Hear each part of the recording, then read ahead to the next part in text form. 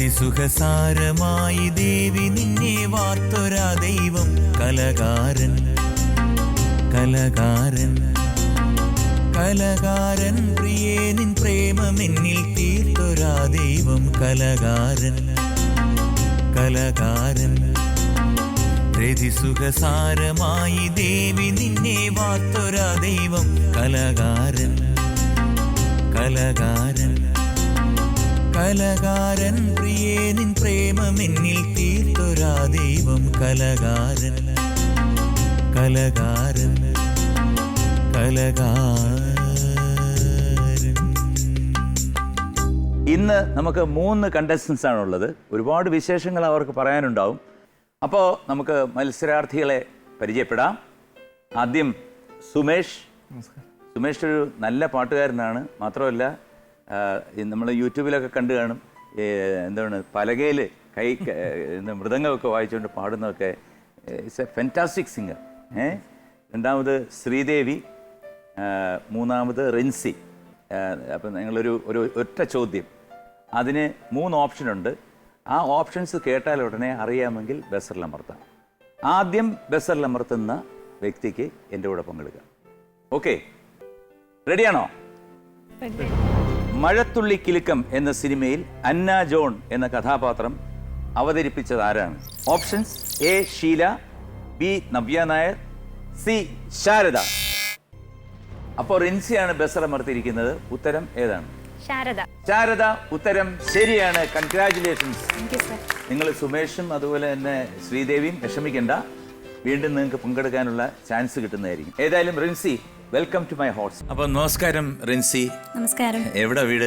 പത്തനംതിട്ടയില്. പത്തനംതിട്ട. അപ്പൊ പത്തനംതിട്ടയിൽ നിന്ന് ഞാൻ തിരിച്ചോ? അല്ല, ഇന്ന് രാവിലെ. ആരൊക്കെയാ കൂടെ വന്നിരിക്കുന്നേ? പപ്പായുണ്ട്, മമ്മിയുണ്ട്. ഉണ്ട്. എന്ത് ചെയ്യുന്നു റിൻസി? ഞാനൊരു ടീച്ചറാണ്. എന്ത് ടീച്ചർ? എക്കണോമിക്സിന്റെ ടീച്ചർ. എക്കണോമിക്സ്? അതെ. ഓ, എനിക്കത് കേൾക്കുമ്പോഴേ പേടിയാ. കാരണം ഞാൻ കോളേജിൽ എക്കണോമിക്സ് എന്നൊക്കെ പറഞ്ഞിട്ട് ആ പുസ്തകം എടുത്ത് വെച്ച് വായിക്കാൻ തുടങ്ങിയിട്ട് കുറച്ച് കഴിയുമ്പോഴത്തേക്ക് എനിക്ക് ദേഷ്യം വന്നിട്ട് ഞാനത് മടക്കി വയ്ക്കുമായിരുന്നു. എനിക്ക് ഇഷ്ടമുള്ള അക്കൗണ്ടൻസിയാണ്. ഞാൻ BCom ആയിരുന്നു. എന്നാലും എക്കണോമിക്സ് ഉണ്ട്, അതിനകത്തൊരു സബ്ജക്റ്റ് വരുന്നുണ്ട്. പ്രയാസമല്ലേ ഇത്? ഇല്ല, ഇഷ്ടപ്പെട്ട് പഠിച്ച ഒരുപാട് ഇഷ്ടം തോന്നുന്നു ആ സബ്ജക്റ്റിനോട്. അപ്പൊ ഇപ്പൊ പഠിക്കുകയാണല്ലേ? അല്ല, പഠിപ്പിക്കുക. പഠിപ്പിക്കാൻ? കല്യാണം കഴിഞ്ഞോ? ഇല്ല, കഴിഞ്ഞില്ല. ഇങ്ങനെ പഠിപ്പിച്ചോണ്ട് നടന്നാ മതിയോ? അതാണ് പ്രയോറിറ്റി. അല്ല, അതിന് മാത്രം പ്രയോറിറ്റി കൊടുക്കരുത്. കല്യാണം കഴിഞ്ഞാലും പഠിപ്പിക്കാം, അത് ശരി, വാർദ്ധക്യത്തിലും പഠിപ്പിക്കാം. അപ്പൊ എന്തായാലും സന്തോഷം. പറയാം നേടാം എന്ന ഈ പ്രോഗ്രാമിൽ പങ്കെടുക്കാൻ വന്നതിന്. പപ്പയും മമ്മിയും വന്നിട്ടുണ്ടെന്ന് പറഞ്ഞു. അപ്പൊ നമുക്ക് അവരെ ഒന്ന് പരിചയപ്പെട്ടാലോ? പരിചയപ്പെടാം.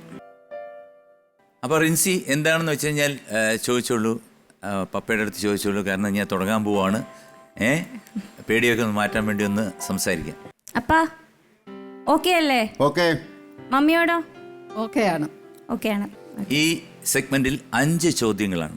ഇന്ന് റിൻസിക്കുള്ളൊരു ഭാഗ്യം എന്താണെന്ന് അറിയോ? എന്താ സർ? ഇന്ന് 20,000 രൂപ വരെ റിൻസിക്ക് കളിക്കാം. അടിപൊളി. അപ്പം ആദ്യത്തെ ചോദ്യത്തിന് 2,000 രൂപ വെച്ചാണ് പോകുന്നത്. അപ്പം മുഴുവൻ തുകയും കിട്ടട്ടെ എന്ന് പ്രാർത്ഥിച്ചുകൊണ്ട് ഞാൻ ആദ്യത്തെ സെഗ്മെന്റ് കേറി വാടാ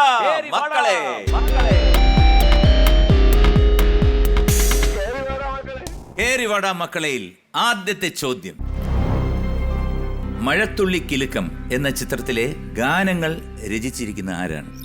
option A S Rameshan Nair, B Kaithapram, C Gireesh Puthenchery. 20 seconds. S Rameshan Nair. Rameshan നായരെ ഞാൻ എടുത്തിട്ട് പൂട്ടട്ടെ? പൂട്ടാം. രമേശൻ നായർ എനിക്ക് തോന്നുന്നില്ല. കാരണം എനിക്ക് എൻ്റെ സംശയം ഗിരീഷ് പുത്തഞ്ചേരി ആണോ എന്നാണ്. അല്ല, അദ്ദേഹത്തിനെ പറ്റി ഞാൻ എഴുതിയിട്ടുണ്ട്, ഗിരീഷ് പുത്തഞ്ചേരിയെ പറ്റി. എന്തെഴുതി? സ്കൂളിൽ പഠിക്കുന്ന സമയത്തായിരുന്നു അദ്ദേഹത്തിൻ്റെ മരണം നടക്കുന്നത്. അന്ന് ഞാൻ 9th or 10th പഠിക്കുക. അപ്പോൾ അതുമായിട്ട് റിലേറ്റ് ചെയ്തിട്ട് ഒരു അനുസ്മരണം മാഗസിൻ എഴുതിയിട്ടുണ്ടായിരുന്നു. അന്ന് ഞാൻ കൊച്ചിൻ ഹനീഫ സാറിനെ പറ്റിയും ഗിരീഷ് പുത്തഞ്ചേരി സാറിനെ പറ്റിയിട്ടാണ് എഴുതിയിട്ടുള്ളത്. അപ്പോൾ ആ ഒരു സമയത്ത് ഓൾമോസ്റ്റ് ഗിരീഷ് പുത്തഞ്ചേരി സാറിൻ്റെ പാട്ടൊക്കെ ഞാൻ എഴുതിയിട്ടുണ്ട്. അപ്പം അതിനകത്ത് എനിക്ക് അങ്ങനെ ഒരു ഉറപ്പില്ല. എസ് രമേശൻ നായർ എന്നാണ് ഉറപ്പ്. അതെ, ഉത്തരം ശരിയാണ്. Congratulations. Very good, very good. 2,000 രൂപ ഇപ്പൊ തന്നെ നിങ്ങളുടെ അക്കൗണ്ടിൽ എത്തിക്കഴിഞ്ഞു. Thank you sir. അതാണല്ലോ ഈ പ്രോഗ്രാമിന്റെ ഒരു സക്സസ്. മനസ്സിലായില്ലേ? അപ്പം അടുത്ത രണ്ടാമത്തെ ചോദ്യത്തിലോട്ട് പോവാണ്. ശ്രദ്ധിച്ച് കേൾക്കുക. ദിലീപ് ചെയ്ത സോളമൻ എന്ന കഥാപാത്രം സ്വപ്നം കണ്ടിട്ട് എന്ത് വിളിച്ചു പറഞ്ഞാണ് ബഹളം വയ്ക്കുന്നത്? എ പ്രേതം പ്രേതം, ബി തീ തീ, C bomb bomb. Your time starts now. തീ ആണെന്നാണ് എനിക്കൊരു തോന്നുന്നത്. പപ്പയുടെ മമ്മിയോടൊന്ന് ചോദിച്ചു നോക്കാം. എനിക്ക് തീ ആണ് മനസ്സിൽ. ചോദിച്ചോളൂ.